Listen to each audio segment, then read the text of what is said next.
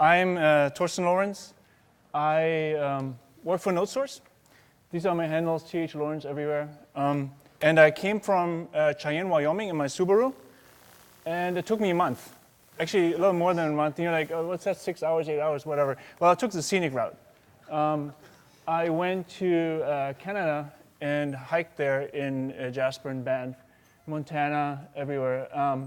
And why am I showing this? Well, I want to make you jealous. So here are some nice pictures.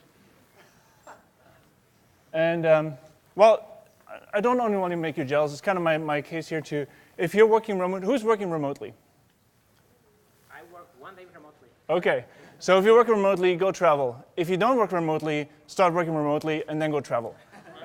Obviously, that doesn't work for everyone. Some people have a family, but I can just highly recommend it. I've been doing this for like 3 years now, just like being all over the place and seeing the world, either traveling in my car or just going to South America, living there. So I highly recommend it, and I'm very grateful that NodeSource gives me the opportunity to do that.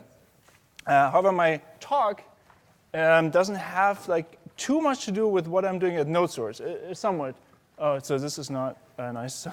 I think this is better, right? Okay. So at NodeSource, as was said, I work mostly with kind of node internals. I work with V8. I look at debuggability, diagnostics, and stuff like that.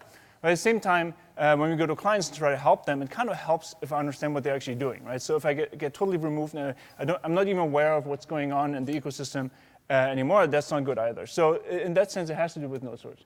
And so basically, I'm always looking for opportunities to find some fun project to play around with something totally different than what I'm doing at work. And that's what I'm going to show today. So basically, web apps came. Progressive web apps kind of hit the scene a few years ago, and I kind of read what they are. So it says like applications built using web technologies, blah, blah, blah, maybe used on mobile devices and the desktop. And I was like, wow, okay, so that's kind of cool. I was like, this is good. I mean, do we finally write it once and it runs everywhere? Like, this has been promised to us like a lot of times before, right?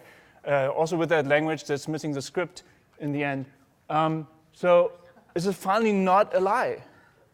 So I had to find out. And the only way to really find out is to build something real, right? You can't just build like some little to-do list and then say, okay, I tried it, it works. You have to actually build a real project. And so my other passion is actually playing poker, and what fascinates me there is like the strategy and so on. So I've decided I'm going to build a poker app that works on the phone and it works on the desktop and everywhere, and I'm going to see how this actually works. So in order for this talk to make sense, we'll have to learn about poker first. So who plays poker? Okay, so only a few of you. So I'm going to explain a little bit about poker first. So this is a table with, by the way, this is also a web app that I built. This is a table, you have a bunch of people, and this is like the hold'em form of poker. Everyone only gets 2 cards. So in this case, our hero got king and 10. So now basically this is a pre-flop scenario where everyone decides if they like their 2 cards or not, and if they want to even bet or not. Happy Jack didn't like his cards, he folded. And then that true, he decided, okay, well, actually I have really, really good cards. I don't want to just like pay the 100 that I have to pay. I want to actually raise the stakes. And he raises, or she, we don't know. And the other players all fold. And the hero here, the pot now has like about 500 something in there, and he only has to add 150 more to play, and that's a good investment, so he plays. And now comes the flop cards, and those are called community cards, so everyone shares them. So basically, the hand of each player now is there 2 cards combined with these 3 cards, right? So in this case, the hero, for instance, has a pair of kings, right? And that's actually pretty good, but he's missing a kicker, so the 10 is kind of not a really good card to have with that king. So like, if someone has a king queen, king jack, beats them ace king. So hero decides to check, and true actually bets. So that kind of signals either he's bluffing or he's got a good hand. And now comes into play, like we have maybe watched that play before. We have seen that player makes a lot of sense, plays straight ahead, only bets when he's got good cards. So we're assuming that, okay, maybe he's got something. But we also got something, so we're going to call. And now comes an 8. And that's kind of dangerous for both players because if anyone bet with a second pair, meaning like they had 2 8s, now they got 3 8s, right? So that's kind of a tricky situation there. Here he decides to check again. That true also checks maybe because he doesn't have the 8, and he's kind of not afraid that it gets sketchy. Wants to play safe. Now the 4 of club came in. Now we can see there are 3 clubs there. So if anyone has 2 clubs in their hand, they got a flush. So it's kind of tricky a little bit. Hero decides to check again, doesn't want to invest too much. And now the true bets again, and that's kind of odd. So we kind of must think now that he's probably got a good hand, and Hero pays him off. And I'm not going to show what that true actually had. I just showed this to introduce the next thing, which is the app that I built. So so this is betterpoker.net, and by the way, since this is about progressive web apps, right? We don't need the freaking internet. It's right there, right? We don't need it. What I'm going to show is like this hand basically that we just looked at came from playing online somewhere, and it's basically written to your hard drive in this kind of format, and then we can copy that, and we can just paste it into the app that I built. And then here we see a summary of the same thing we just saw in an animation, right? And now we can say, okay, let's try to analyze, try to figure out what the opponent would have, right? So here we got the possible ranges, starting ranges. We can also obviously modify with a percent slider here. We can do all kinds of stuff. But basically, we're trying to figure out what kind of possible cards do we give him at the preflop when he raised. So we can say, okay, he played straight forward, and he raised. So let's start with this range. And then basically now, we're looking at the flop, came in, king 8-6, and now we can see, like, in this range, how did he hit the flop? Also, by the way, here, we have a web worker that's running in the background, so you can see kind of, it starts working, and it just keeps correcting itself, so it's trying to calculate how good our winning chances are against that range. And now, basically, we can say, okay, he bets, so he must be strong, so we can say, let's select all the strong hands. By the way, this also works on a phone, just to show that. And we're going to probably show that a little more. But basically, I can do the same thing here. I can have pop-ups coming up and so on. So we'll get into that more later. But basically, now I'm assuming that he has strong hands. I'm going to say that from the flush draws, I'm going to remove some. The queen jack, you probably wouldn't bet that strongly. So I remove that.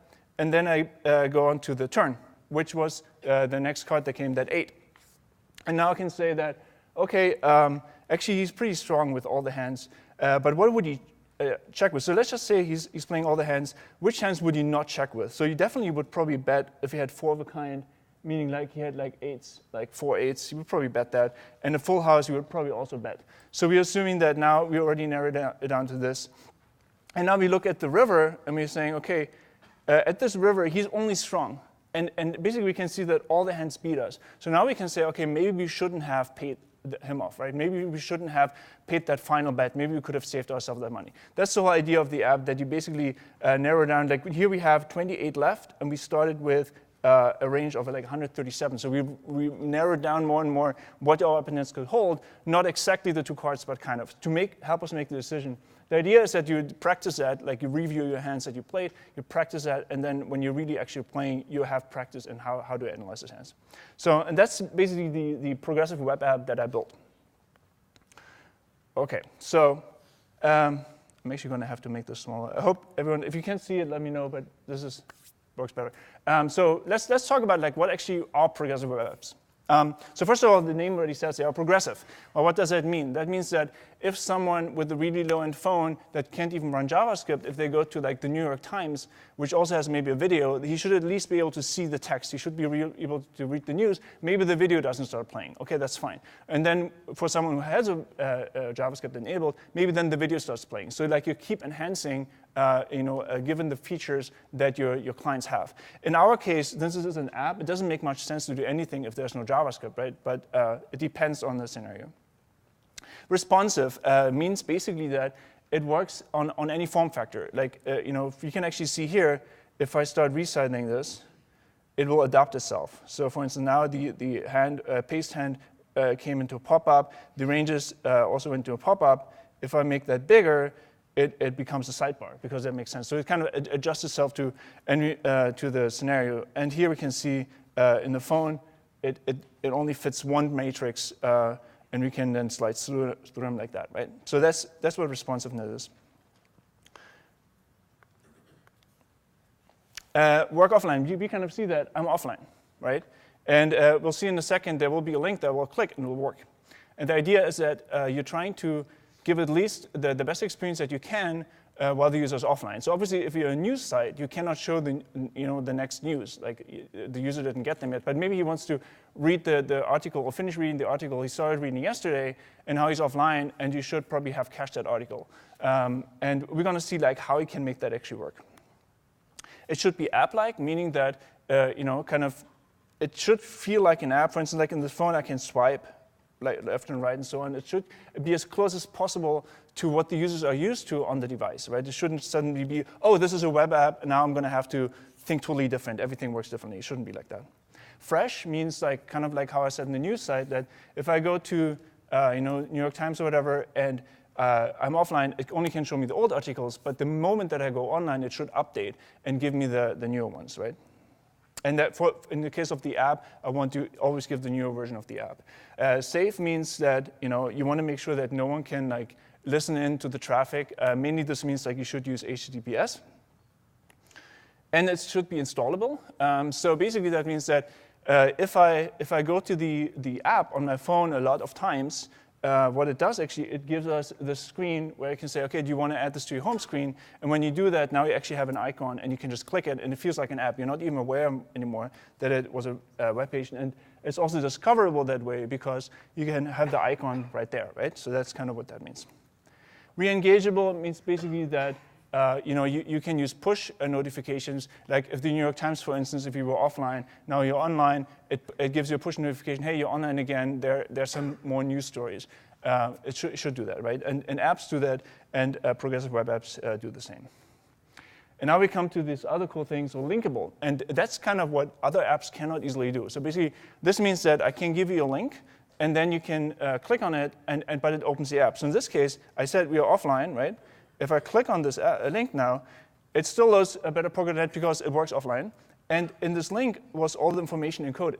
So like even the hand is encoded, everything that I selected. So let's say you're kind of studying a hand and you want to share it with someone. You can just post that link, and whoever opens it has the same situation that you were looking at, right? You don't have to explain anything. It's like, okay, this is a hand, and so on. And that's kind of really cool because on the phone, it will actually open the app. It won't even go to the browser. It will know, oh, there's an app for this. So now we're going to talk about what's actually making all this possible. There's so many criteria that we have to fulfill, right? How do we actually make that happen? Well, what kind do we need? And probably the most important one is a service worker. So who has heard of service workers before? Okay, a lot of you. So basically, the name is a little bit misleading. It's actually not a worker in the sense, it's not like a web worker or anything. It's more like you're having a server in your browser. It's like you're having a proxy server right there. And any request that the page actually makes goes through your server kind of, and you can make the decision what you do with it. You can drop it on the floor. You can say, okay, I need to talk to the backend server, or maybe I have something in the cache that I can give you, or you can do whatever you want. So it's kind of like gives you a lot of power. And so what for instance, in the case for betterpoker.net, I basically cached the entire page. The first time you go there, it's not that big, like the JavaScript, not that much. I cache it in your browser or in your phone or whatever. So if I'm like in the mountains, it actually works. And it keeps me logged in and everything. So as I said, I travel a lot, and sometimes I might want to try something, and I don't have internet. It works, right? Because I cached the whole app. So basically, it has a lot of other features as well. It doesn't only support caching. You can do automatic updates, background sync. Like I said with the New York Times, for instance, you can do push notifications. And at this point, it's supported in Safari. It didn't used to be when I first gave this talk. It's kind of supported. Obviously, Apple has to be special. So, for instance, if you don't go to this page for like a few weeks, it will just say, okay, I'm going to delete this now. And then when you're offline and you want to use it, then it's not there anymore. That can happen. Another thing that they kind of, for security reasons, screwed up is, when you log in, I'm using OAuth, so it goes to the browser and does the OAuth part, and then it jumps back, right? Well, that works on Android. It doesn't work on iOS. Like, it just gets stuck in an endless loop. So you can't use the app on an iPhone and log yourself in, which kind of sucks. I hope they'll fix that. So a service worker, you can write it by hand, and probably if you if you kind of want to just play around with it and learn it, you probably should, because you can see everything that's happened. You can even debug. You could put breakpoints in a service worker and so on. But if you just want to get something done, Google brought out this a module called Workbox, and basically that has a bunch of kind of boilerplate code that you don't have to write anymore, which makes it really easy to set up your service worker quickly. An important thing is that the service worker file kind of signals that something changed by its content changing. So if you have a list of files that you cached and the file names don't change, your service worker content doesn't change. Some people have a version in the service worker that they change. What I suggest instead is to use like proper cache busting, where basically you use file names, include the content hash. That's a good practice anyways. And then in your service worker file, now the file names also change, and then it updates. So let's look at some strategies that you could use for service workers. And these are basically strategies that Workbox includes. This one is stale while revalidate. So what that means is, if I'm requesting a resource, it will ask the service worker for it. The service worker will look if it's in the cache. And if it's still in the cache, it will say, OK, here it is. But it will still revalidate, meaning it will go to the network and say, oh, is there maybe also a newer version of this file, right? So it will fetch that, put that in the cache. The user doesn't see that until he goes to the page again, because now it just got updated in the cache, but the browser already has the old cache version, right? That's still while revalidate.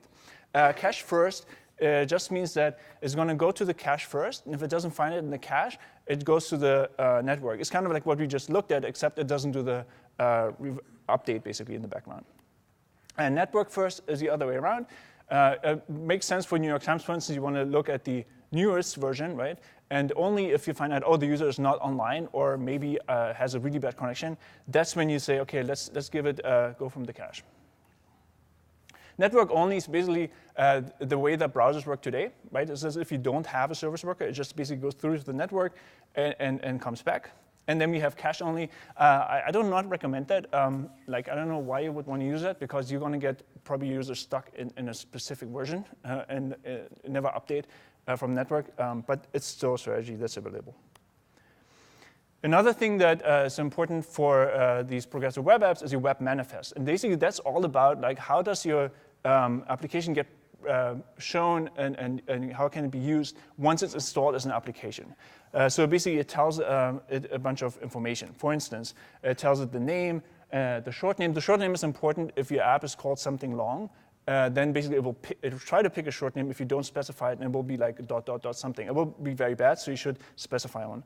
And then you can specify, OK, it's a standalone display, but a bunch of things. You can specify the background colors, what the icon should look like, and so on. And then you have to include that in your header. So this is like just like saying, OK, where's my manifest? And then you just have to tell the browser that, OK, this is actually a web app. It's mobile web app capable. And obviously, again, Apple is special, so you have to put 2 tags because Apple wants its own tag. And then HTTPS, I already mentioned that your app is supposed to be secure. So you should use HTTPS. I mean, even for any web app that you publish today, you should use HTTPS. There's no excuse anymore to not to, given that Let's Encrypt makes it so easy. Anyone can get their own certificate without any problem. So then the responsiveness part, right? How do we solve this? How did I make this happen? When you resize, that things kind of change and so on. Well, there are 2 parts to this. The first one are CSS media queries, which make it really easy because you can say, OK, up to this width, use this part of the CSS. Up to that width, use the other one. So I can basically change the way things render. You can even target specific phone devices. So you can say, for instance, in the iPhone X case, the stupid nook on the top there, I needed to make sure that I don't render buttons up there, right? Or the matrix, you can't get there. You can't press it. So I had to say, OK, I had to find out with CSS if it's like an iPhone X, and then I basically put an X on margin. So there are basically exact media, and these slides will be online. So there are exact media queries, kind of like there's a whole collection of them. So for instance, this one targets the Google Pixel directly. Some arrangements you cannot do with CSS. So like for instance, when I showed the sidebar, it never makes sense on the phone, right? But that's not only CSS, right? I actually have to say, OK, render a pop-up versus a sidebar. So that stuff you solve in JavaScript. And I'm using Preact here. And it lends itself really well, React as well, to basically say, I'm going to have an event if my window resizes, and then the window dimensions are part of my state. And then when that state changes, well, then it re-renders everything. And so then it takes a different render path and maybe then adds sidebar instead. So far we learned the easy parts, right? Everything that kind of works. It's a lot of work to set this up, but it's straightforward. There's scaffolders that help you with it, like Create React App, includes the service worker now. And then it's kind of, you can tweak it with CSS and JavaScript. Okay, but what about device functionality? That's where it gets tricky. So how about making it work? Like, I showed I have like a pop-up coming up if I press, or in the desktop if I right-click, and so on. How does it all work? So it should be easy, right? Touch events actually follow mouse events. Otherwise, all these older websites wouldn't work at all, right? They listen only to mouse events, and now the phones use them. So it should be easy, right? So for instance, but in this case, like a pop-up, right? I have to make sure, like, if you click here, or are you trying to scroll here, or and I got to make sure that you don't click through and do something to the underlying matrix. So for instance, like if I open this one, right, I want to be able to scroll this, but I also want to be able to click this, and so on. So it's a lot of possibilities. But then I can say, okay, well, prevent default so it doesn't go through. But if I do that on touch start, what does it do to click? Well, it kills click. Click, you won't get the click event anymore. So what does it, if I kill touch start, what does it do to scrolling? Well, scrolling breaks too. So I can't just say, okay, a user touched and now prevent default. It doesn't work. But then how do I know if the user was trying to scroll or was trying to press? Maybe it's trying to hold it, or maybe it's trying to tap. I have no idea. So that's what you look like after a while dealing with this. And there are other fun things. So for instance, Android Touch Press fires context menu, which is basically like a right click, right? Well, iOS Touch Press fires nothing. Android Double Tap fires double click, right? So iOS Double Tap fires, wait for it, nothing. So if you kind of try to use the mouse stuff and touch together, you look like this after a while. So you can't rely on double tap and push press to trigger these related mouse events. You have to, well, we're offline, so this doesn't work. So this is a proof that we actually really offline. But there's something called HammerJS that would help you with this. Let me try if it loads down. So HammerJS trying to help you with this. There are other solutions, Sencha Touch. But I actually talked to some people that worked with this, and they looked at my app and they said, yeah, this is too special. It's too custom. If these general solutions won't work. So many other of these solutions exist, but if you have very specific cases like I do, very complicated interactions, you have to basically do them yourself. And the way you do it, the way I did it anyways, I had them in the components, and then when I started seeing commonalities, like where I rewrite the same thing over and over, I started to pull things out. And I'm kind of running out of time, so I'm going to have to race through this. But basically, the main important thing is that I'm treating mouse and touch events totally different. So I'm either saying the user is using a mouse or a trackpad, or the user is on a phone and is using touch. Obviously, that breaks for users that want to do like this on a touch screen and they want to use mouse and touch together. Well, I'm very sorry. But it's hard enough as it is. So basically what I'm saying here is if this is a touch device, I won't even deal with mouse events at all. And then basically what I'm trying to do here is I'm using down, mouse move, and mouse up directly. And I'm trying to figure out after the fact if it's a click or whatever. So for instance, if it's a move, if the user is moving, obviously he's trying to scroll. So then there's no click potential anymore. Same for the touch. It's a little more complicated. These are all online, as I said. Don't have time to go into too much detail, but the main idea is if the user moves just a little bit, he's not trying to scroll, because it could happen when you touch, you move a little bit. So there's some tricky parts to it where I'm trying to figure out if it's a click, if it's a double click, or a tab, a double tap, or a press. But all this code is in these slides. So another thing that was tricky was service workers. How much more time do I have? Okay, so I'm going to race through this. So one thing was annoying. Some things stopped waiting. I wanted the service worker to update right away and not wait for all the tabs to be closed. So that I needed to do that with skip waiting. So that was hard to find. Client's claim is another one. So basically, if you want your service workers to update immediately, and you don't, right, for this app makes sense, you have to use these two lines. It took me an evening to find out what these are. So that was it. Testing interactions, you use DevTools for responsiveness, but for actually testing interactions, you want to use what I showed here, some iPhone emulator and some Android emulator, or obviously ideally on the real devices. The cool thing is that Android devices behave similarly, and if you have an iPod or an iPad and you don't have an iPhone, you're pretty good still because they also behave similarly. Then finally, you want to test your stuff with Lighthouse. So that allows you to say, how good is my PWA? It will basically give you a score, how good you're doing with all these things. Like we talked about accessibility earlier in the morning. Run that you can point it to your web page or locally. And one thing I wanted to say, this is like the whole don't give up rant. Like they all tell you it's easy, but it's not. It's all lies. Like all these technologies are new and they're actually not that easy to use as everyone tells you. So don't give up. It's more like that actually. Don't be discouraged. I took a lot of time for all this stuff to figure this out. Try to isolate the problem, so make sure your app can run in parts. So for instance, I can run the matrix by itself. I can run a bunch of stuff by itself. So debug closely. And finally, if you can't figure it out, just figure out, do I even need this for my app to just go out? And maybe just go out without that feature and then come back to it later. And then another thing, if you don't want to write the backend like me, Firebase is an option. If you just want to build like a web app real quick, like a mobile app. And this is it. These are the resources. They are online, or some of this are PWAs. And then if you're interested in me programming, follow me on Lorenz on Twitter and on Twitch. I program there sometimes. If you're interested in betterpoker.net, follow betterpoker_net on Twitter. I have a Facebook page, and just try betterpoker.net. It's free. You can just sign up to get all the features. You get a month free. So thank you very much.